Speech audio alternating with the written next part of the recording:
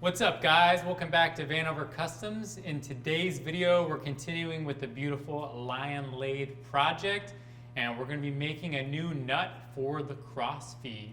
So let me bring you in close and show you what we're going to be working with. On to this nut. So this nut is a pretty common thing to replace on these machines, and a variety of machines throughout the shop I've replaced and made bronze nuts for. So just to give you an idea of the backlash, this is a brand new shaft. And you can see how loose it is. I could measure it, but it's probably 30, 40 thousandths. And when we were taking it apart, the handle nearly turned 360 degrees without any movement. So between the wear in the old shaft and this nut, quite a bit of wear going on there, which is why we're going to address it. The first thing we need to do is get this disassembled. It looks like it has two nuts in here. One kind of compensates for wear or is some sort of lock nut, and then it has some pins that hold it into the nut block. So step one is we'll get this disassembled. Well, looks like we found the right side. We're just kind of guessing.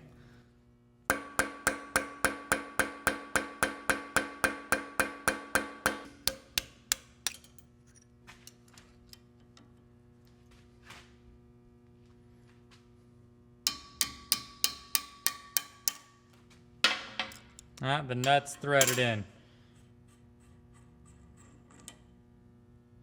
Oh man, this is gonna be fun, I can tell you that.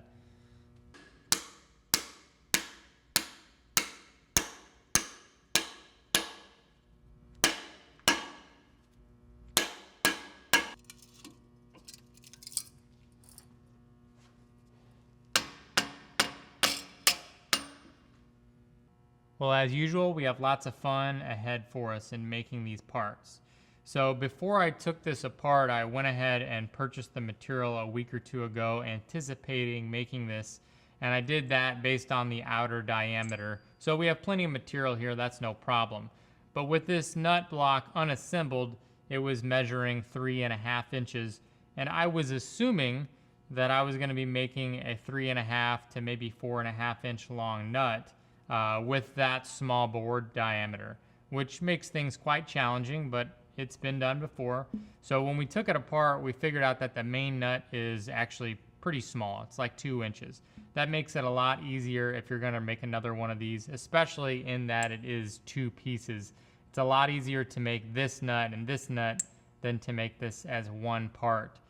So that is good news. The bad news, and a lot of the bad news that we're running into with this project, is everything is metric.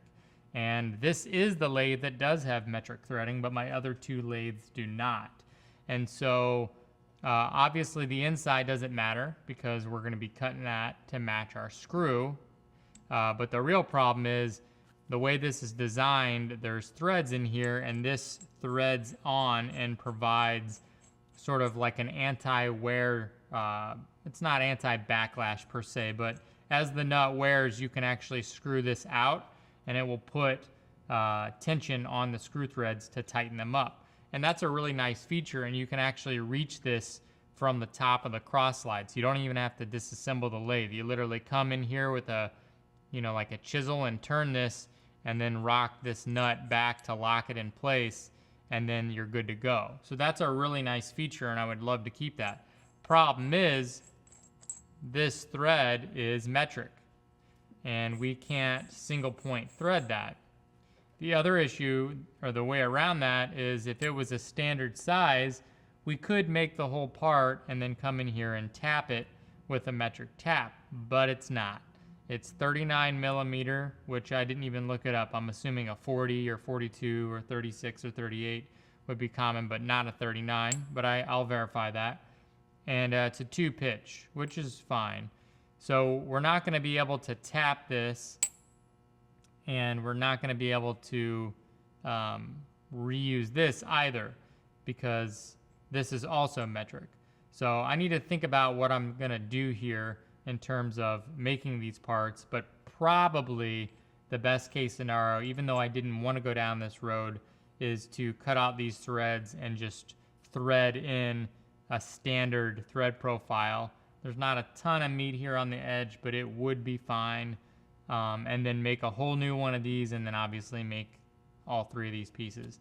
And then the other question is are these taper pins metric? And if they are, not as big of a deal, but I need to acquire a metric reamer for a taper pin and all that stuff. So at the end of the day, it's doable stuff, but challenges we have to be creative to overcome, because on face value, we can generate a new one of these nuts. That's not too bad. It's challenging, but we can do it. But we technically, with the materials we have and the equipment we have, we cannot produce another one of these, at least not in the traditional sense. So we got to think a little bit and figure out the best way to approach it. So let me just spend some time thinking, and I'll bring you back with a game plan.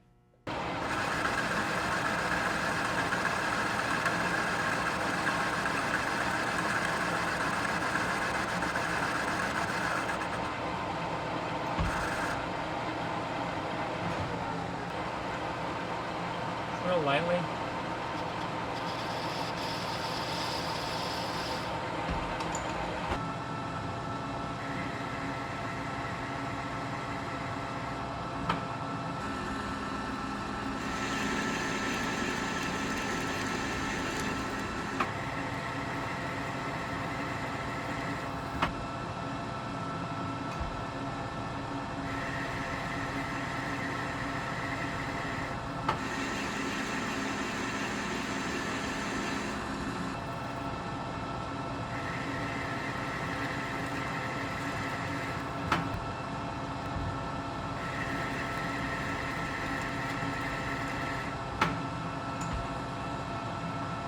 The threads turned out really nice on this. I'm actually really happy with it.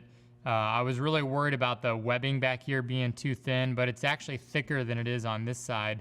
This is a lot thinner, and this is a press fit back here. So I'm really happy with it. It should be completely fine. Off camera, I made up this slug just to give us an idea of what the thread fit would be on this part. That way we're not shooting in the dark. And I got my measurements on there of the outer diameter and how much I took off in the real world to dial in this fit. Now, once we're making this part, we're just gonna get it within 10,000ths of this guy and then test fit this, but this will give us a good gauge so we're not shooting in the dark. Next step is to get this part made. This is probably the most complicated part here. We'll start with the internal acme threading because that's the most likely one to make a mistake on. Then we'll thread the exterior and go ahead and do the outer gear notched area. So let's get the material up in the lathe and let's start working on this guy. We got our part chucked up in the lathe. I got it indicated in. We're just gonna bore this out.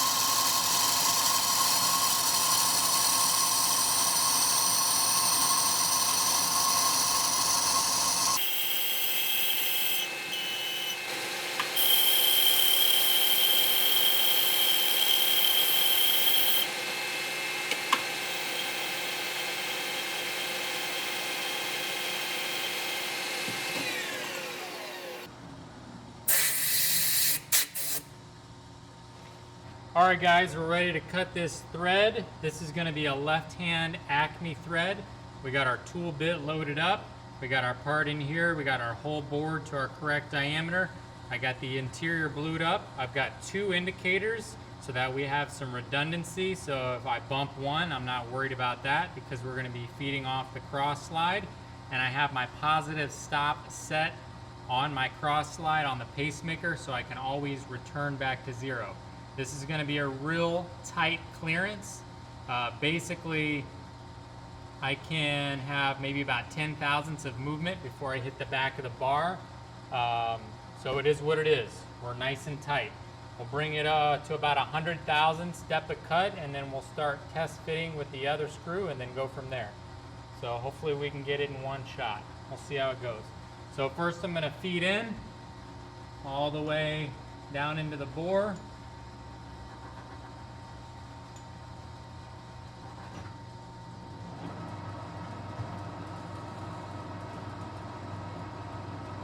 And we're going to have to go on the same number every time because it's number 5.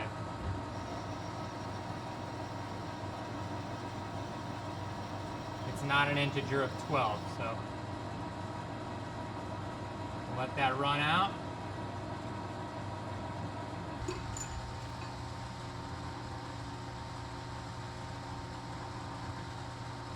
We look spot on.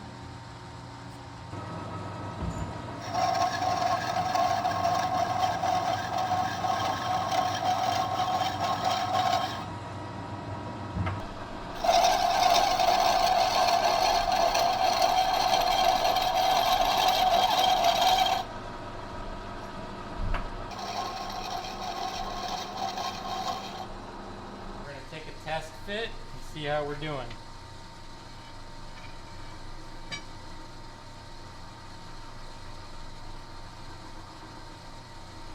We're just starting, but we're not there yet. I'm going to take another 5,000 and we'll just dial it in. We're in no hurry.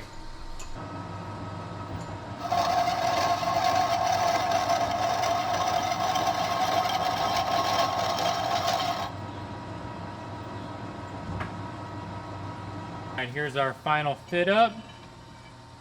Overall, I'm happy with the way this turned out. It's maybe not quite as tight as I would like it, but because this is just a backup nut, I'm not too worried about it. And I looked at the other nut and it is super loose. So this will be plenty good for what we want. It's not super loose. It's not super tight. It's kind of a medium fit.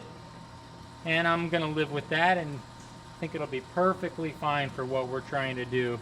You can see there's not much play.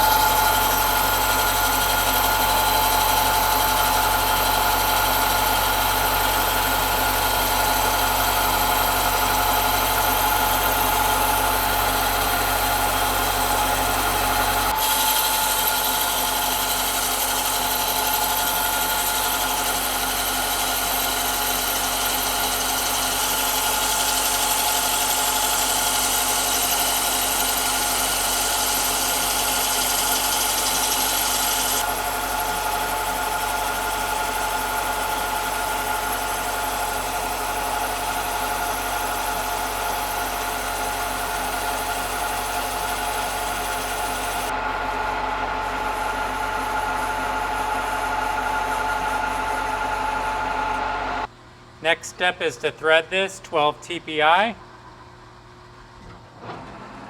I'll blue it up. Come in here and take a scratch pass.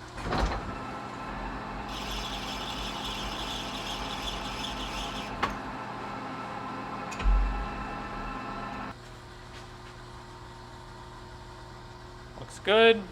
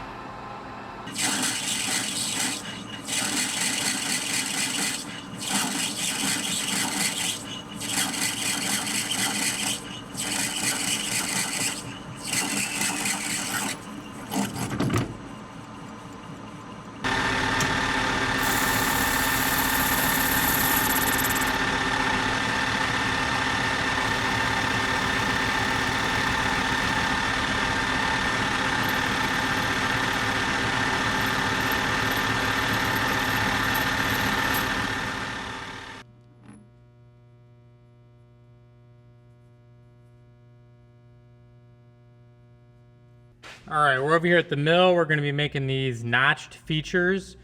Now, the problem with doing this in this manner is that we're having an issue with clearance on the jaws. So what we're gonna do is we're gonna cut 2 notches and then actually loosen and rotate the part in the jaws. That is not recommended in terms of precision, but this doesn't matter, guys. This is just there to adjust the nut, and if it's off 5 or 10 thousandths, it won't make any difference. So we're gonna cut 2 passes. We'll make one cut like this, and then we'll turn it and we'll make another cut for clearance, and then we'll rotate the part in the jaw and continue on. So let's go ahead and get started.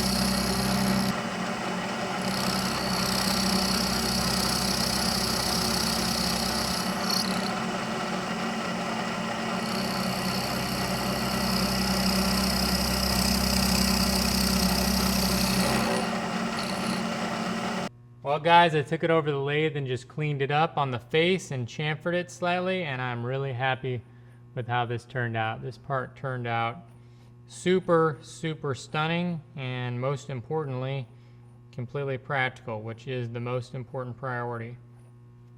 We got our second piece of material chucked up in the lathe, and we're gonna get the whole board out so we can start making this nut.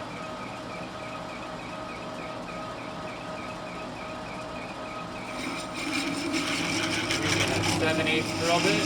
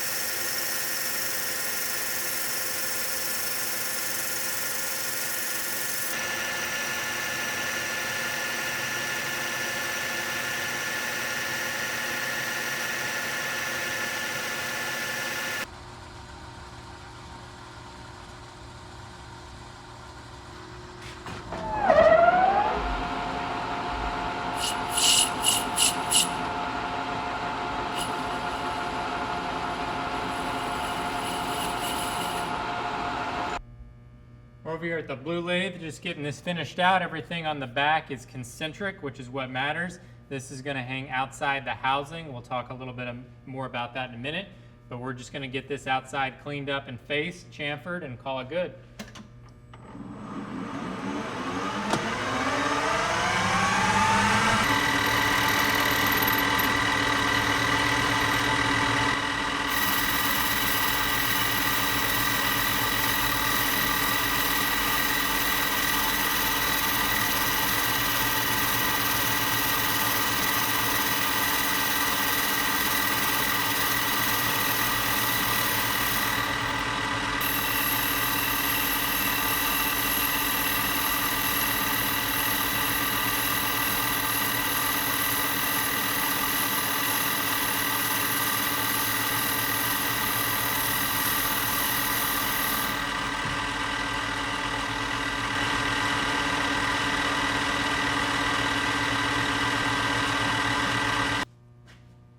Back over at the bench, and everything turned out really nice. This nut's fit is perfect. It's not too loose, it's not too tight. Really happy with the way this turned out. If you'll notice, this nut is actually longer than this one by about 1.5 inches. I did that to increase the service life or the wear on this nut. Now, doing that will potentially increase a little bit of resistance, but I think that's a valid trade-off for being able to almost double the surface area of the nut, which will prolong the time between it needs to be changed. So we also have plenty of clearance in the casting on the actual carriage, so that shouldn't be an issue as well. Now, off camera, I went ahead and just trimmed this and re-tapped it. I was debating making one, but it's hardened, and ultimately with fixturing, it was gonna be a lot of waste to remake this. And I started to turn it, and it turned really nice and easy with my carbide. So it was a nice, easy, quick fix, and it'll work perfectly fine. So let's get this assembled. It's real nice and easy. Everything fits together real smoothly. You can see that fits real nice. And this screws down there really, really nice. So off camera, I'll go ahead and get this pressed in. But other than that, this part is done, and we're moving on to the next step. So if you guys like this video, please comment below, and we will see you in the next one.